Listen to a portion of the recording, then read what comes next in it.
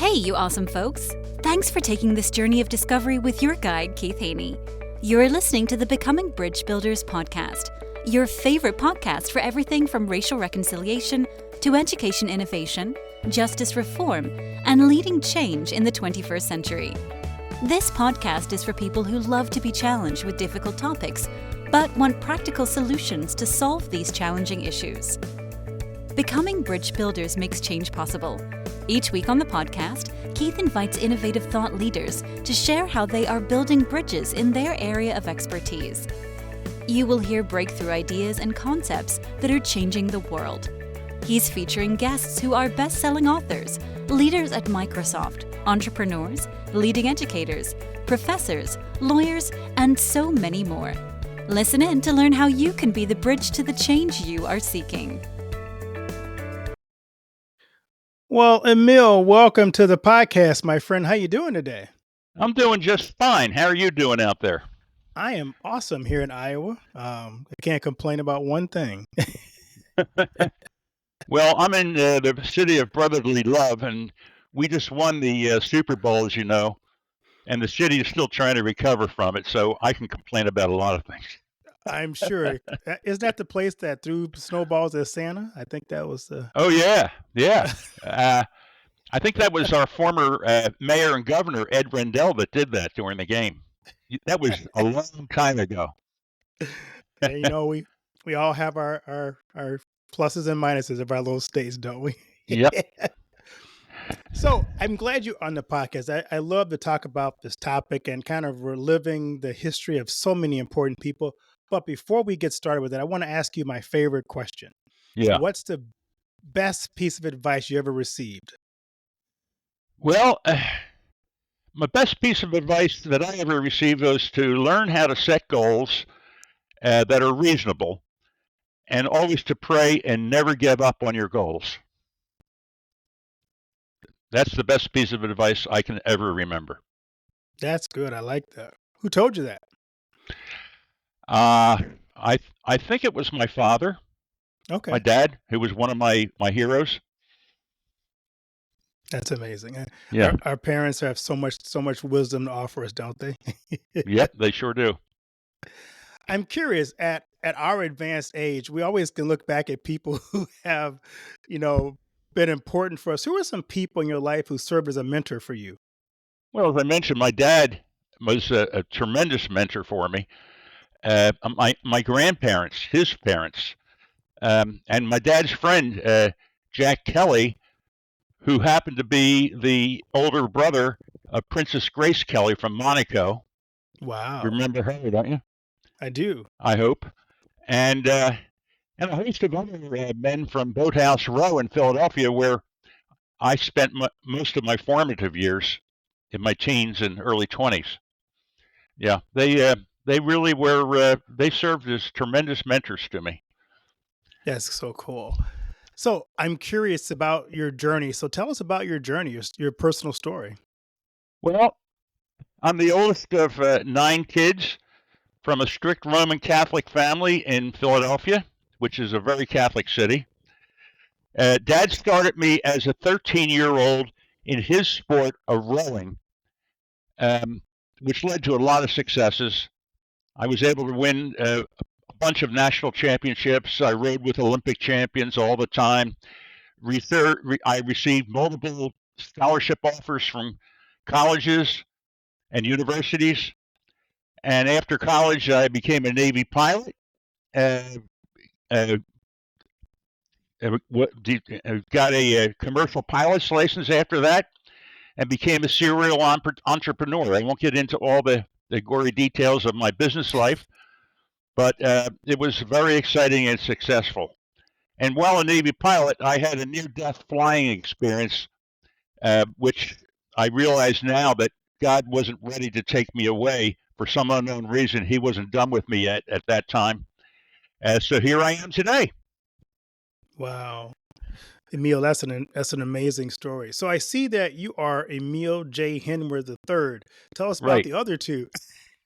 Yeah, well, usually I go by my middle name, J, which stands for Joseph, Okay. because for a lot of my life, my grandfather, Emile Sr., and my father, Emile Jr., were alive. And I go by Joe because most of the doofuses that I used to hang out with didn't know how to pronounce Emile, and they would just call me Emily. And then I used to be like Johnny Cash, the boy named Sue, getting into a lot of fights. It made me pretty tough. But I'm using Emile as my pen name now because it sounds a lot better than just Joe Henwood.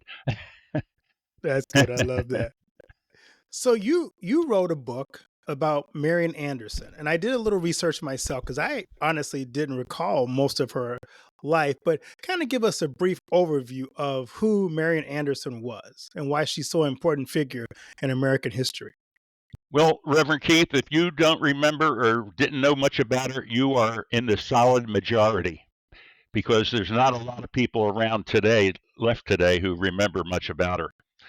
I stumbled across her. I was very fortunate. Marian Anderson is one of the most underappreciated heroes of our American history.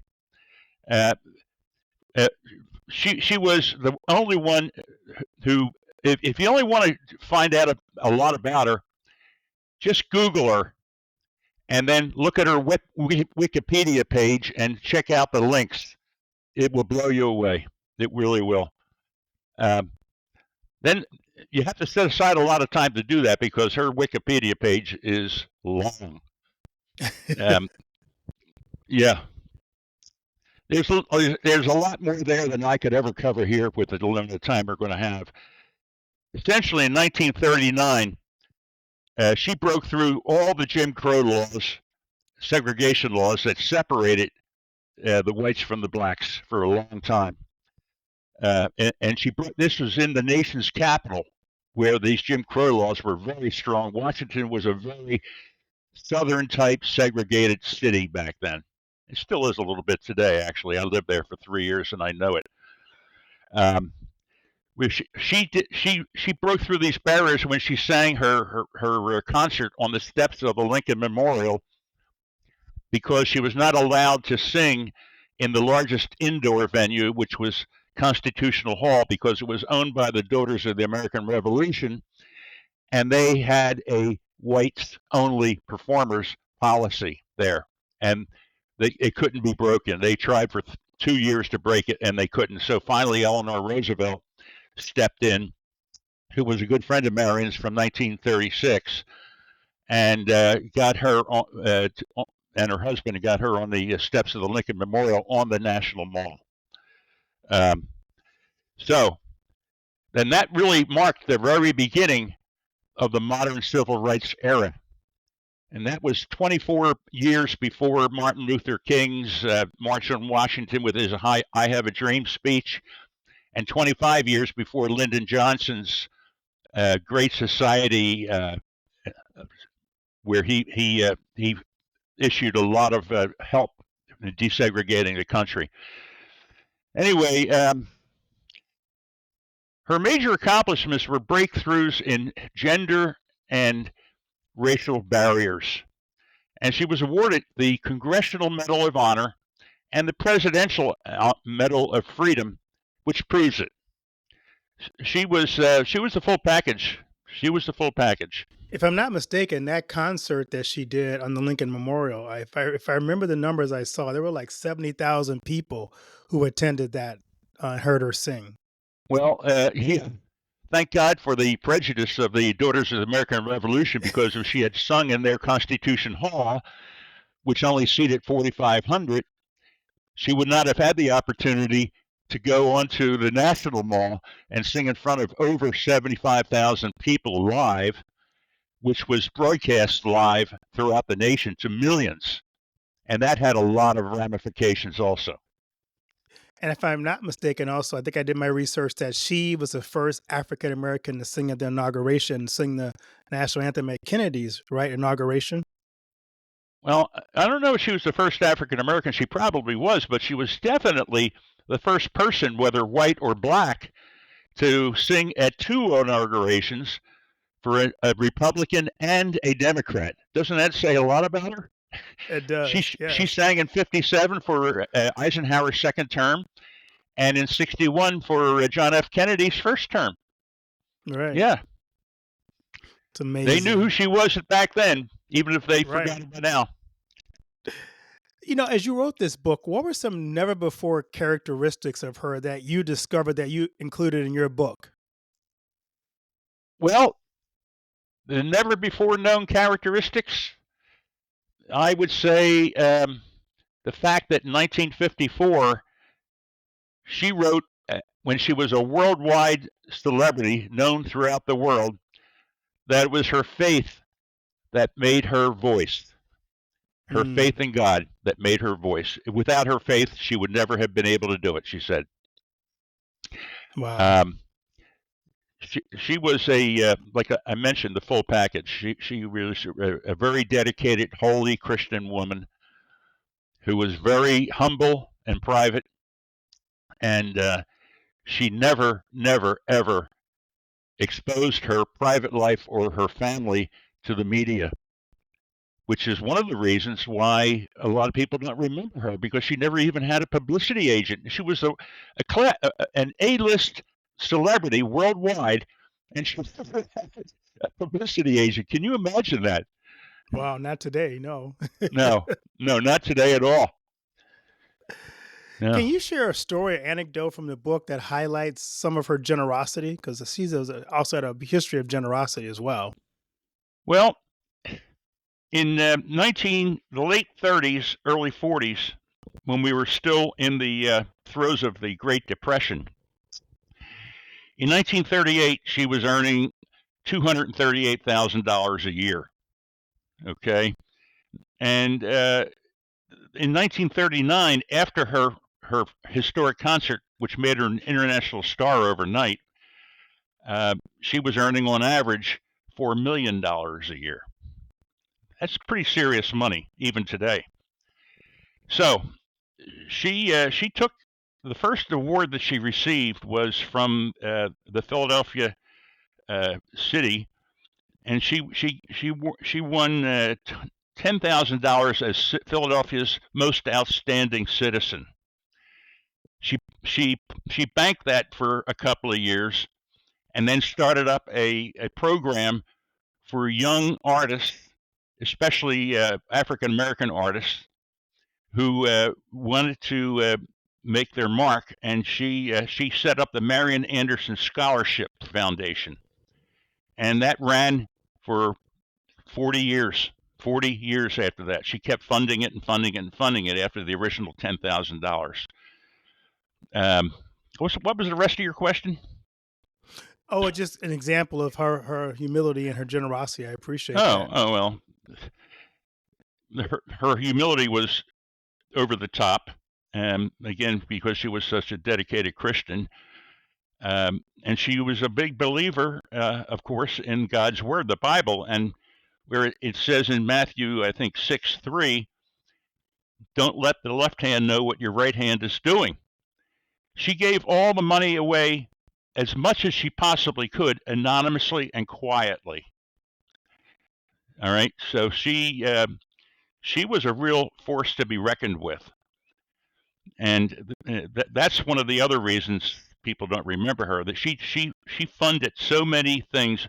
One of the biggest things she did was she funded the building of the Children's Hospital here in Philadelphia, which is a worldwide nonprofit hospital which brings in children from all over the world and treats them for very rare, hard to cure diseases free of charge. And it's been doing that very effectively ever since. In Philadelphia, she also funded a place called it's the Philadelphia Orchestra's summertime concert venue. It's called the Mann Music Center. Prior to the tune of $2.5 million, as well as she funded the hospital $2.5 million. She wrote those checks out of her personal checking account, Keith. Can you believe that? And she did it quietly. She did it very quietly and privately, and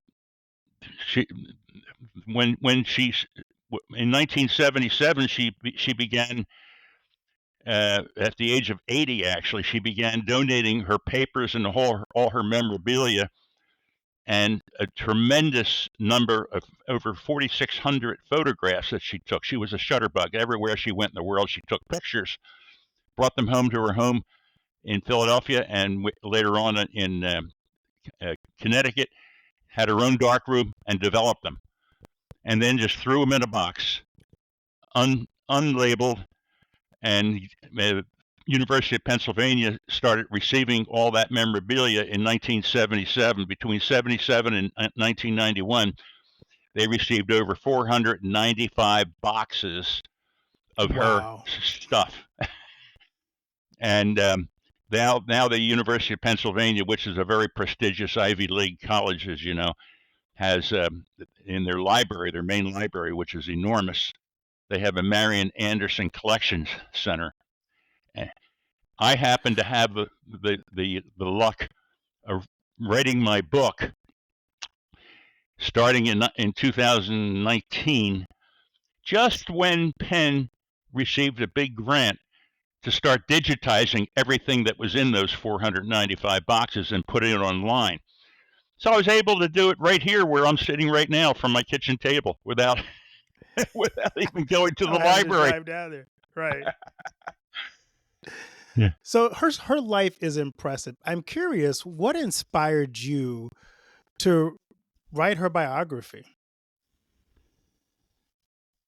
I think it was the Lord's hand at work, because when I was 9, 10, 11 years old, being the oldest of 9 kids, I used to go and visit my grandparents' home, which was in the same neighborhood. And they were continuously playing Marian Anderson records, which I didn't particularly like at that age. I would rather listen to rock and roll, you know. It was big that back then, back in the late 50s. So, but I listened, and 60 some years went by. By the way, I'm going to be 79 in July, so forgive me if I stumble every once in a while. My memory's not what it used to be. But no one's is at this point. But you're just a kid compared to me. You know it. So anyway, time goes by, 60, 65 years, and the Marian Anderson Awards was going to be happening at the big Kimmel Center, which is where the Philadelphia Orchestra is headquartered in Philadelphia, downtown Philadelphia. I decided I was going to go to it. And before I went, I got on the internet, being a researcher. I started looking her up, and I found so much about her. I said, this can't be true. It's got to be urban legend. No one person could have done all this stuff. So I was concerned because a friend of mine had asked me, who was a philanthropist, asked me to put together a pamphlet so he could circulate it among his philanthropic friends to raise money for the Marian Anderson Museum, which is here in Philadelphia. And as I was putting it together, I said, I can't publish this unless I really know it's true. So I called up my brother, who was just retired as the chief homicide detective in Philadelphia. He was a cop. And I said, Jim, how do you investigate somebody and know that what you're finding is true? And he said, well, before we take anybody into court on a murder one charge, we do a timeline.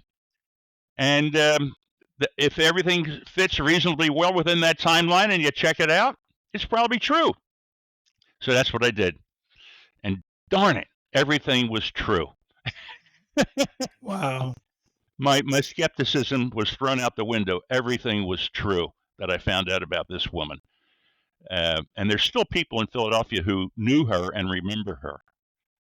And I was able to talk with them also, and I'm still talking with them. So that's impressive. Yes. I'm curious. I'm looking at the fact that she was an international artist and a civil rights pioneer. Mm-hmm. How did she balance those two different interests in a time when one of those two was not popular. How do you? Because Well, today in our culture of if you say the wrong thing, people want to cancel. How does she balance those two? well, she was a fantastic, gifted singer, and she stuck to the knitting. She used only her voice to overcome all the prejudice and all the resistance. She was not militant in any way. She never or rarely ever spoke out militantly about civil rights. It was always done in private, but in public, it was her voice that changed things. And music is the international language that changes souls. And she was able to overcome that without going the militant route, which most people did back then to overcome the obstacles. So that was a big plus for her. Not many people. There's not just not many, but nobody else could have done that. She was sent by God to do this. No question about it. Nobody else could have done it like her. So I know you've been impressed by her life. Why do you think it's important to keep her legacy alive? Well, that's a good question. If you look at what's going on in today's world, kids today need to have, in my own humble opinion, a solid Christian. What do you want to call it? Christian follower, a Christian leader, kind of witness example. Yeah, a witness example. And she had gazillions of witness examples that were never publicized because the world doesn't want to know about what really motivated her. They really didn't want to know. They just wanted to listen to her sing and watch what she did. Role models is what the word was that I was trying to recall earlier. Christian role models.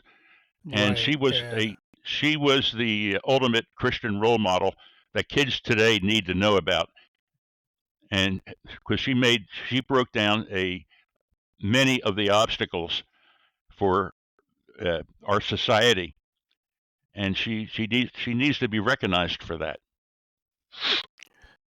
Whenever we write a book, it always not only impacts us, but it impacts our readers.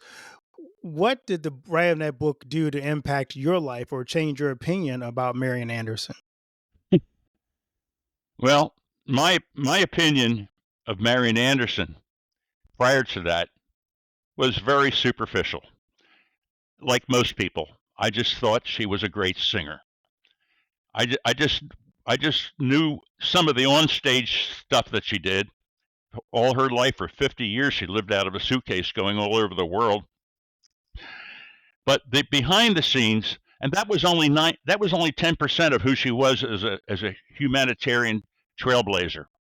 Her stage life was only 10% of who she was. The rest of her life behind the scenes is what I believe changed me and will change people when they learn about her.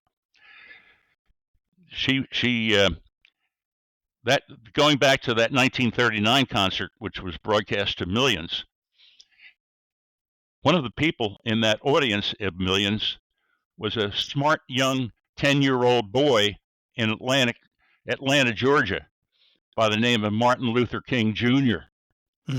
He picked up on that. He listened intently, and he picked up on that.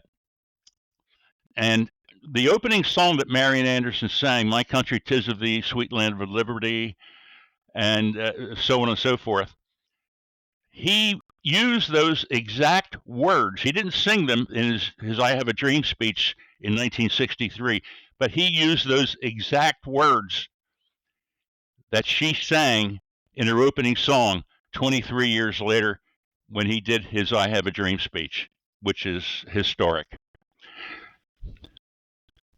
I love that. It's amazing how I can add. history Excuse me, but I can add one more. I can add one more thing to that. Sure. If you watched President Trump's inaugural, there was a black pastor from Detroit. Yeah. And did you see his talk, his prayer? I did. Well, he used those exact words that Marian Anderson gave both Martin Luther King and him in his talk, in his prayer. So she lives on today. She continues to live on today. Yeah. I love to ask my guests this question. What do you want your legacy to be? Yeah. Oh, boy. I have to look at some notes I think I made about that one. Let's see. Let me see. I want my legacy, hopefully, to be that I was a follower of Jesus Christ. I loved him, my family, and my country, and I worked to make it a better world and honor those who went before me. That's all I can say. I love it. So, what do you hope readers who pick up this book learn from it? When they pick up the book, I hope they'll learn. First of all, the book was written. I had the benefit of 23 prior biographies. This is her 24th biography. But about half a dozen of those 23 biographies were written by her and was from her autobiography and from several scholars, several academic scholars. Now, these scholars had because Marian was so ubiquitous, they could use her, and they did use her as their springboard to really just write about their scholarly point of view, be it musicality, civil rights, American history, etc. And then they threw Marian Anderson in to make it look like it was a book about her, but it really wasn't. It was really about their points of view. And what I did was I read all those books and I boiled them down to just the essence of who she really was. And hopefully I made it short enough, and I put it in chronological order, by the way. And I made it short enough so that people could read it in two or three sittings, with a lot of pictures and a lot of captions to the pictures. So, I did that for a purpose, to hopefully so people would be able to take that book and do further research on her and continue her legacy. That's it. I think that answers the question you asked. I can't remember what it was now. It does. So, where can people find your book and connect with you on social media? Well, I'm not big on social media, being the age group that I am. I'm a baby boomer. I was one of the first baby boomers, actually. I'm going to be 79 in July. But I do have a website. It's easy to remember. It's called whywelovemarian.com. People can go to that website. They can order the book from there, and hopefully they'll be able to leave a message behind or contribute to the website. They'll see how to do that when they get on it. And also, it's all over Amazon, of course. So that's the name of the book is Remembering a Great American Hero, Marian Anderson. Remembering a Great American Hero, Marian Anderson. It's easy to find. It's out there. Well, thank you so much for sharing this story, and may people pick up this book and be blessed by it and be blessed by the research you've done with it. Well, thank you, Reverend Keith. I really appreciate that, and I hope they do too, because that's my whole point of being right now. Thank you so much. Do you know that most entrepreneurs hit a revenue ceiling and have no idea why? They're working harder, spending more money, running more ads, but revenue stays flat. My friend Dr. Noah St. John calls this the invisible break. He's giving our listeners a free revenue ceiling audit to help you see what's really holding you back. You'll get a free 30-day membership to NoahBot, giving you access to Dr. Noah's 30 years of experience to help you reach your next level. But hurry, because there's only 50 available this month.